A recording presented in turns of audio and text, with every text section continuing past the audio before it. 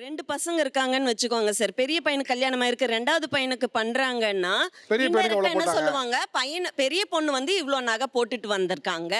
அப்படின்னாவே அது நமக்கு அது டிமாண்ட் குறைவா தான் நீங்க சார். அது போடக்கூடாதுன்னு குறைவா எதிர்பார்க்கறேன் நானு. ஆமாங்க. பண்ணக்கூடாதுங்கிறது இதுதான். கடைசியில அந்த ஜுவல்லுக்கோ, அந்த இதுக்கும் கண்டிப்பா டிமாண்ட் வைப்பாங்க சார். ஓப்பனா கேட்காட்டினாலும் ஓகே, ஏதோ ஒரு வகையில கேட்டிருந்தாங்க. கேட்பாங்க சரி, சார். ஓகே. இப்போ உங்க டிமாண்ட் என்ன? உங்க டிமாண்ட் என்ன?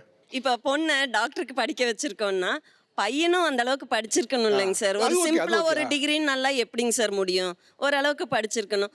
அப்புறம் பொண்ணு நம்ம வீட்லயும் கொஞ்சம் செல்லமா, வசதியா வளர்ந்துருச்சு இல்லைங்க சார். அதுக்கு வேணுங்கிற அளவுக்காவது வசதி வேணும்ல சார். வெளியில அதுக்கு போயிட்டு வேணுங்கிற வர்றாங்க அப்படி இப்படின்னாலாம் ஒரு கார் வேணும் இல்லைங்க சார்.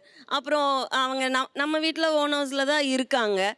ஒரு சொந்த வீடு வேணுங்களா சார்? கண்டிப்பா வேணும் இல்லைங்க சார். அப்ப அதுக்கு தகுந்த மாதிரி ஃபினான்ஷியல் ஸ்டேட்டஸ்லயும் அவங்க இருக்கணும். அதான் மாதிரி என்னன்னு சொல்லிட்டுனா ஓகே. இப்போ நீங்க சொன்னீங்க வீடு வேணும், கார் வேணும்னு. ஃபினான்ஷியல் ஸ்டேட்டஸ்னா என்ன? பேங்க்ல இவ்வளவு பேலன்ஸ் வேணும்னு எதிர்பார்க்கறீங்களா?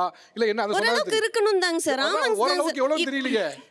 ஒரு ஹாஸ்பிட்டல் கட்டி இது பண்ற அளவுக்கு சொந்தமா ஹாஸ்பிட்டல் சொந்த ஒரு ஹாஸ்பிட்டல் கட்டி ரொம்ப பவ்யமா நீங்க பேசுறதெல்லாம் பார்க்கும்போது சரி ஏதோ ஒரு கிளினிக் கேட்பாங்கன்னு பார்த்தா ஒரு ஹாஸ்பிட்டல் கட்டுற அளவுக்கு பணம் இருந்தா போதும் சார். சரி, அது தப்பு இல்லைங்க சார். அது தப்பு நியாயம் இல்லைங்க, தானங்க அது சார். என்ன தப்பு இருக்கு? இத்தனை வருஷமா சரி, சரி, நாங்க சரி. இத்தனை வருஷமா அவங்க சைடு மட்டுமே தாங்க சார் டிமாண்ட் வச்சிருக்காங்க. ஓ, இது வரைக்கும் நீ வாங்கிட்டு இருந்த, இது ஏன் டர்ன்ரா, இனிமேல் நான் வாங்குறேன்.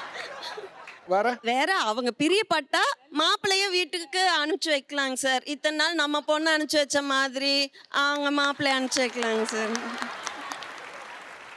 வாழைப்பழத்துல ஊசி ஏத்துற மாதிரி ஒரு சொந்த வீடு, சொந்த காரு, எவ்வளவு பவ்யமா கேக்குறீங்கம்மா. சார் பொண்ணை செல்லமா வளர்த்திட்டோம் இல்லைங்க சார். இவங்க எப்படி வளர்த்தி இது பண்ணாங்களோ இவங்களுக்கு ஒரு ஆசை இருக்கு இல்லைங்க சார். பையன் வந்து நம்மளை பார்க்கணும், இப்படியெல்லாம் இருக்கணும். பையன் வந்து ஒரு பையனை படிக்க வச்சிருக்கோம், இவ்வளோ பெரிய வேலையில இருக்கிற அப்படி பையன் நம்மளை இப்படி பார்த்துக்கிற அப்படின்றது காலங்காலமா இவங்க தான் சார் அனுபவிச்சுட்டு இருக்காங்க. எங்களுக்கு அது இல்லவே இல்லைங்க சார். இப்போ எங்களுக்கும் அந்த ஆசை இருக்கு இல்லைங்க சார். பொண்ணு படிச்சிருக்குது, பொண்ணு கல்யாணம் பண்ணிட்டு நம்ம கூட இருக்கணும், பொண்ணு அவங்க சொன்ன மாதிரி அப்ராடு போகணும், நாங்களும் அப்ராடு போகணும், கூட போகணும் சார். எனக்கு வந்து ஜெர்மன் ரொம்ப பிடிக்கும் சார். ஜெர்மன் போகணும், சுவிட்சர்லாந்து போகணும். இந்தியாவை இன்னும் கிராஸ் பண்ணல சார் பார்டரை. எங்களுக்கு இருக்க ஒரே சான்ஸு பொண்ணுக்கு டெலிவரி ஆனா அதை சாக்க வச்சுட்டு நாங்கள் ஃபாரின் போயிடுவோம் சார். பேசாம நீ ஒண்ணு பண்ணுமா, யூரோப்ல வந்து ஒரு மாப்பிள்ளைய பாத்துக்கங்க. யூரோப் போயினா 10-15 நாட்டுக்கு போயிட்டு வந்துடலாம். சுவிட்சர்லாந்து, பிரான்ஸ், ஜெர்மனி எல்லாத்துக்கும் கிடைச்சிட்டா பரவாயில்ல தாங்க சார். அந்த மாப்பிள்ளைக்கு யாரும் பவுன் கேட்கறது இல்லைங்க சார். அதனால அதுவும் பெஸ்டா இருக்கு. ஆமாங்க சார். அப்படி பார்த்தா அதுவும் பெஸ்டா தாங்க சார் இருக்கு. ஓகே, இப்போ நான் ஒண்ணு கேக்குறேன். இப்போ இந்த அம்மாவோட டிமாண்ட் வந்து சொந்த வீடு, சொந்த காரு, ஹாஸ்பிட்டல் கட்டுற அளவுக்கு பணம், முடிஞ்சா ஒரு ஃபாரின் மாப்பிள்ளை. இந்த மாதிரி ஒரு சம்பந்தியை ஏத்துக்க எத்தனை பேர் தயார்? கை தூக்குங்களேன். நாங்கெல்லாம் இல்ல சார். இது என்ன சார், இதை விட எங்களுக்கு வேண்டவே வேண்டாம் சார். தாங்க சார் இந்த மாப்பிள்ளை ரிஜெக்ட் பண்றோம். அந்த ஒரு மைண்ட் செட் இவங்களுக்கு இல்ல சார். பையனை யார் சார் அடிமையா அனுப்புறதுக்கு தயாரா இருக்காங்க? பையனுக்கு நான் 1.5 வருஷமா பாத்துட்டு இருக்கேன் சார். இதே மாதிரிதான் ஒரு அம்மா வந்து பொண்ணு கொடுக்கறதுக்கு கேட்டாங்க.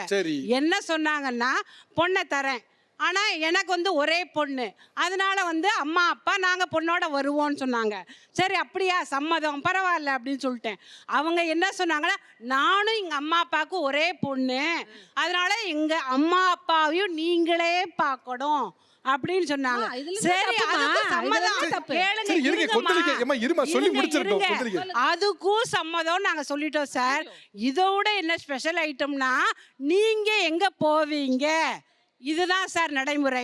இந்த மாதிரி நாங்க எப்படி அக்செப்ட் பண்ணுவோம் சார்? கல்யாணம் ஆனா மாப்பிள்ளை பொண்ணு அவங்களுடைய அப்பா அம்மா தாத்தா பாட்டி எல்லாம் இருப்பாங்க, நீங்க இருக்க கூடாது. நாங்க இருக்க கூடாது சார்.